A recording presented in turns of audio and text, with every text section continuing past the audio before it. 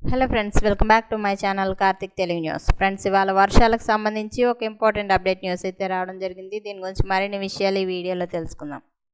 ఆంధ్రప్రదేశ్ రాష్ట్ర ప్రజలకు అలర్ట్. ఏపీలోని పలు జిల్లాల్లో పిడుగులతో కూడిన వర్షాలు పడనున్నాయి.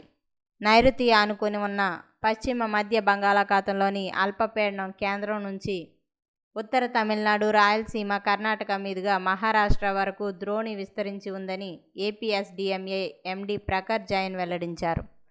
దీని ప్రభావంతో శుక్రవారం అల్లూరి, పోలవరం, కర్నూలు, నంద్యాల, అనంతపురం, శ్రీ సత్యసాయి, కడప జిల్లాల్లో అక్కడక్కడ పిడుగులతో కూడిన తేలికపాటి వర్షాలు కురిసే అవకాశం ఉందని వాతావరణ శాఖ అధికారులు వెల్లడించారు.